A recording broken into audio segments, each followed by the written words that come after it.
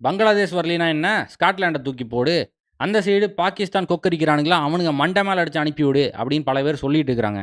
பாகிஸ்தான்காரனுங்க என்னங்கிறானுங்கன்னா, நாங்கள் இந்தியா கூட விளையாடவே மாட்டோம் அப்படிங்கிறானுங்க. நீங்கள் வாரு, நீ என்ன பண்ணியிருக்கணும், பங்களாதேஷ்க்கு ஆதரவாக நாங்களும் வரலிங்க சாமி அப்படின்னு போயிருக்கணும். நீ அதெல்லாம் பண்ணல. உனக்கு தெரியும் இந்தியா கூட விளையாண்டா கப்பை சுருதி போட்டு மண்டை சாத்துவானுங்க அப்படின்னு உனக்கு ஆல்ரெடி தெரியும். அதனால ஒரு நூதன முறையை கண்டுபிடிச்சி இந்தியாவுக்கு எகென்ஸ்டாக விளையாட மாட்டேன்ற. ஆஸ்திரேலியா கூடயே ஜெயிச்சாச்சு, நேராக போய் வேர்ல்டு கப் அடிக்க வேண்டியது தானே அப்படின்னு முன்னாள் பாகிஸ்தான் வீரர்கள்லாம் ஓவர் பேச்சா இருக்கு.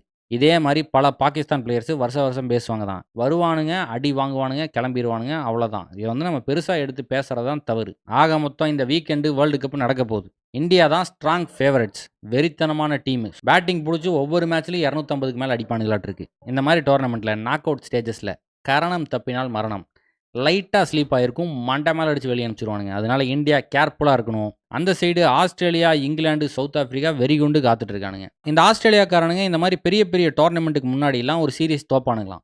அந்த மாதிரி இந்த தடவை போய் பாகிஸ்தானில் தோத்துட்டு வந்துட்டானுங்க. ஒருவேளை 2023 பண்ண சம்பவத்தை மறுபடியும் இதில் பண்ணுவானுங்களோ